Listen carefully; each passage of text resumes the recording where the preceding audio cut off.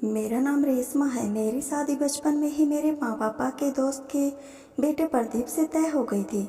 मेरे पापा के दोस्त और प्रदीप अक्सर ही हमारे घर आया करते थे, लेकिन मैं महसूस करती प्रदीप जब भी हमारे घर आता तो पता नहीं क्यों कुछ उखड़ा उखड़ा सा रहता। धीरे धीरे वक्त गुजरता गया और वक्त के साथ हम दोनों बड़े हो गए। फिर एक दिन मेरे पापा के दोस्त ने कहा कि अब हमें अपने बच्चों की शादी करवा देनी चाहिए, इसी दोस्ती को रिश्तेदारी में बदल देना चाहिए।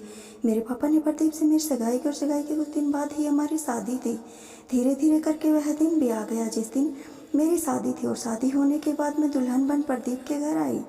दुल्हन बनी बैठी हुई अपने कमरे में काफ़ी देर से प्रदीप का इंतजार कर रही थी, मगर प्रदीप नहीं आए। जब काफ़ी रात हो गई तो मेरी सास ने कमरे में आई और कहने लगी, तुम सो जाओ, किसी कारणवश आज रात प्रदीप कमरे में नहीं आ पाएगा। उनकी बात सुनकर मुझे बहुत अजीब लगा।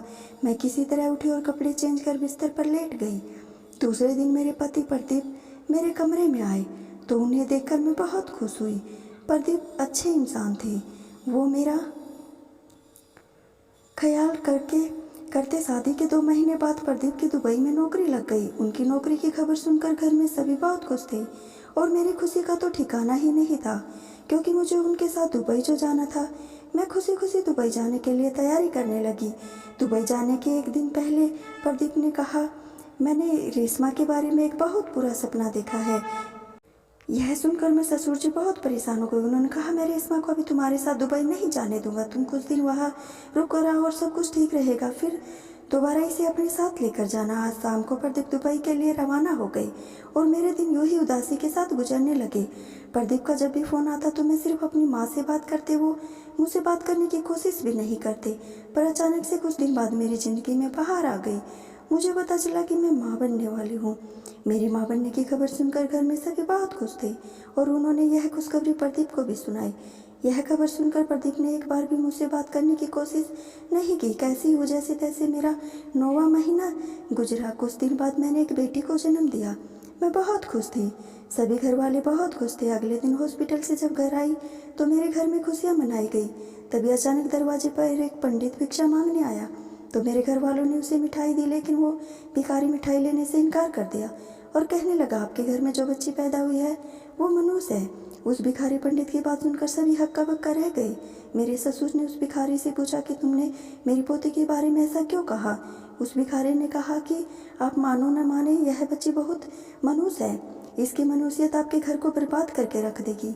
मेरे ससुर जी तुरंत उठे और झूले से मेरे बच्चे को उठाकर तुरंत उस भिखारी की गोद में देते हुए कहने लगे, इसे तुम ले जाओ और जब यह बड़ी हो जाएगी तो वापस लेकर आना।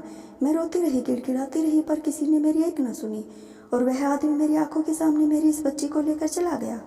मेरे ससुर ने तुरंत फ़ोन करके प्रदीप को बताया कि तुम्हारी बेटी हुई थी पर मरी हुई पैदा हुई। मैं हर वक्त अपनी बच्ची को याद करके रोती रही। बस मुझे उसके पैर की उंगलियों याद आ रही थी जिसमें काले रंग का एक निशान था।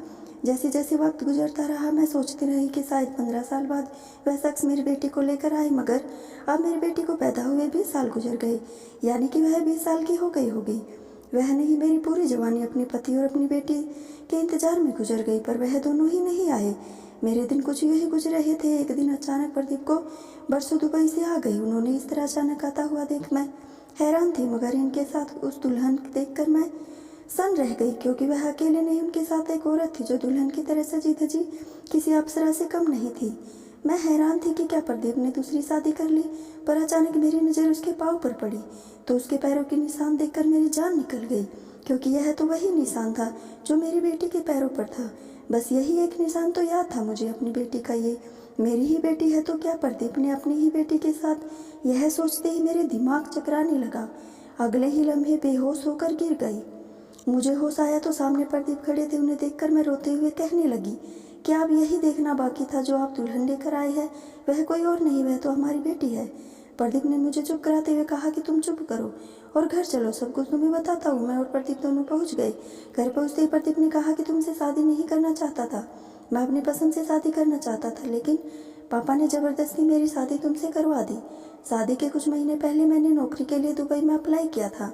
मैं यहाँ नहीं रहना चाहता था, मैं तुम्हें अपने साथ लेकर नहीं जाना चाहता था, इसलिए जाने से एक दिन पहले मैंने झूठे सपने की दास्तां तुमको सुनाई। पर दुबई अकेला नहीं गया था। कुछ साल पहले मेरे कॉलेज में मुझे एक लड़की पसंद आ गई थी और मुझे उससे मोहब्बत हो गई थी। मुझे अच्छी तरीके से पता है कि मेरे घर वाले इस रिश्ते के लिए नहीं मानेंगे, इसलिए मैंने चुपके से साधना से शादी कर ली। और किस दिन पता चला कि तुम माँ बनने वाली हो। तुम्हारी माँ बनने की बिल्कुल खुशी नहीं थी। साधना की प्रेगनेंसी की खबर सुनकर मुझे बहुत खुशी हुई, पर वह खुशी सिर्फ चंद लम्हों की थी। प्रेगनेंसी ने कुछ दिन बाद ही साधना सीढ़ियों से फिसल कर गिर गई और उसकी मिसकैरेज हो गई। मिसकैरेज होने के साथ साथ डॉक्टर ने यह भी बताया कि साधना अब कभी माँ नहीं बन सकती। डॉक्टर के मुँह से यह सुनकर हम दोनों पति पत्नी के सिर पर आसमान टूट पड़ा। साधना तो अपना सुख बुध खो बैठी थी, हर वक्त रोती रहती। उसकी सेहत को देखते हुए मैंने उससे एक वादा किया कि मैं अपनी पहली पत्नी का बच्चा उसे दे दूंगा। मेरे मुंह से यह सब सुनकर उसकी हालत में सुधार होने बच्चा होने के बाद जब तुम हॉस्पिटल से घर आई तो मैंने एक आदमी को भारी रकम देकर अपने घर भेजा, क्योंकि मैं जानता ही था पापा इन सब बातों पर विश्वास करते। और फिर वो आदमी पंडित के भेष में भिखारी बनकर हमारे घर गया। मैंने उसे सब कुछ समझा दिया था। प्लान के मुताबिक मैंने जैसा सोचा था वह सब कुछ वैसा ही हुआ। वह बच्ची लेकर हम दोनों के पास आ गया। जब हमारी बेटी 20 साल की हुई तो दुबई में उसे एक लड़के से प्यार हो गया। वह लड़का इंडिया का ही था, दुबई में ही रहता था। हम दोनों को यह रिश्ता बहुत पसंद था। शादी आज ही थी, पर अचानक साधना के दिल में दर्द होने लगा। हम सभी उसे हॉस्पिटल लेकर गए। साधना के साथ यह सब होने के बाद शायद उसे अपने किए पर इसके पछतावा होने लगा कि उसने हमारी बेटी मानसी को सारी हकीकत बता दी कि तुम मेरी बेटी नहीं बल्कि मेरी सौतन की बेटी हो। साधना के मुँह से सच्चाई जानकर मानसी बहुत गुस्सा हुई और कहने लगी, जब तक मैं अपनी माँ से मिल नहीं लूँगी तब तक मैं शादी नहीं करूँगी, और इसलिए यह दुल्हन के जोड़े में ही तुमसे मिलने के लिए आई है। तुम्हारे पास आ गई है। यह सुनकर मेरी जान में जान आई। मैं अपनी बेटी के पास आई और उसे गले लगाकर फुट फुट कर रोने लगी। मैंने अपनी बेटी को अपनी ज़िंदगी का सारा सच बता दिया कि मेरे साथ क्या क्या हुआ और तुम्हारे पापा ने तुमसे मुझसे कैसे छीना। मेरी दुख भरी कहानी सुनकर मेरी बेटी के तो होश उड़ गई कि मैंने उसके और अपने पति की यादों में अपना पूरा जीवन गुजार दिया।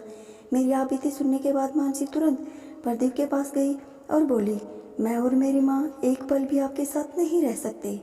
मेरी माँ एक ऐसे शख्स के साथ अपनी ज़िंदगी नहीं गुजार सकती जो शादी कर अपनी पत्नी को तड़पने के लिए अकेला छोड़ दिया हो। आज मैं अपनी बेटी के साथ रहती हूँ और बहुत भी खुश हूँ। इसलिए कहते हैं कि बुरा करने वालों के साथ आज नहीं तो कल बुरा ज़रूर होता है, क्योंकि भगवान की लाठी आवाज़ तो नहीं होती लेकिन दर्द बहुत होता है। साधना और प्रदीप ने जो मेरे साथ किया उनके लिए सजा उन दोनों को मिल गई। साधना को इस दुनिया से चल बसी और प्रदीप पूरा परिवार रहते हुए भी खाली हाथ रह गया। तो दोस्तों, आपको ये कहानी अगर अच्छी लगी हो तो कमेंट बॉक्स में ज़रूर बताना और वीडियो को लाइक शेयर और चैनल को सब्सक्राइब ज़रूर कर लेना। धन्यवाद दोस्तों।